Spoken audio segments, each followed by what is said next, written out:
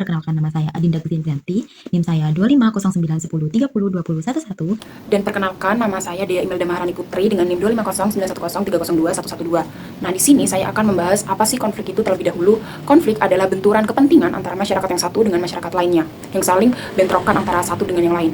Yang dari kepentingan tersebut ada macam-macam. Tapi menurut Karl Marx, konflik tersebut terjadi karena faktor ekonomi, yaitu faktor perut, seperti itu. Namun, konflik sendiri ada dua, teman-teman. Yang pertama, terjadi secara asosiatif, yang kedua yaitu disosiatif.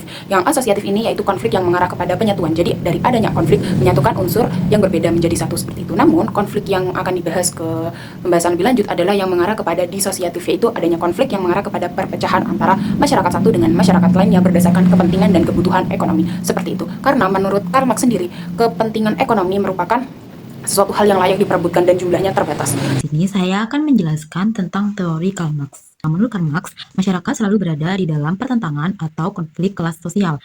Nah, konflik ini terjadi karena adanya pertimpangan dalam kepemilikan sumber daya atau kekuasaan.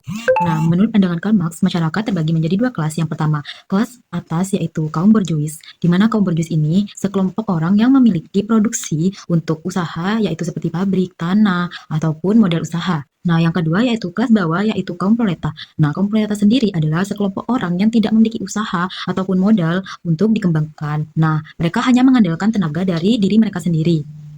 Nah, Karl Marx sendiri menjelaskan bahwa dua hubungan antar kelas ini tidak seimbang. Kenapa? Karena kaum borjuis, yaitu kelas atas, memiliki kekuasaan yang lebih tinggi daripada kelas bawah, yaitu kaum proleta. Nah, oleh karena itu, kaum borjuis dapat mengendalikan sistem ekonomi. Menurut teorinya Karl Marx, terdapat beberapa fase pembangunan, yaitu yang pertama yaitu sistem feodalisme, yang dimana benda berharganya itu berupa tanah, seperti itu. Jadi ketika Anda semakin banyak tanah, ya Anda semakin tinggi kekuasaan yang dimiliki, seperti itu.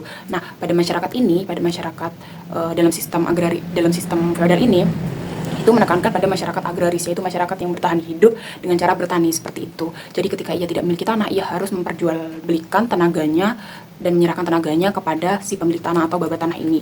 Nah, kemudian lahirlah kelas sosial yang tidak memiliki tanah, yaitu berupa buruh tani itu sendiri. Sehingga selanjutnya pada sistem kapitalis itu perubahan atau peralihan dari masyarakat agraris ke masyarakat industri. Jadi kalau sebelumnya benda berharga ini berupa tanah, pada sistem kapitalis ini benda berharga berupa mesin-mesin dan pabrik-pabrik, jadi berupa modal, seperti itu. Sistem feodal dan sistem kapitalis ini tuh adanya pertentangan. Karena apa? Karena mereka terbagi kelas, seperti itu, yang dimana kelas di bawahnya itu terkadang tidak mendapatkan hak-hak mereka yang sesuai dengan keinginan atau kesepakatan sebelumnya.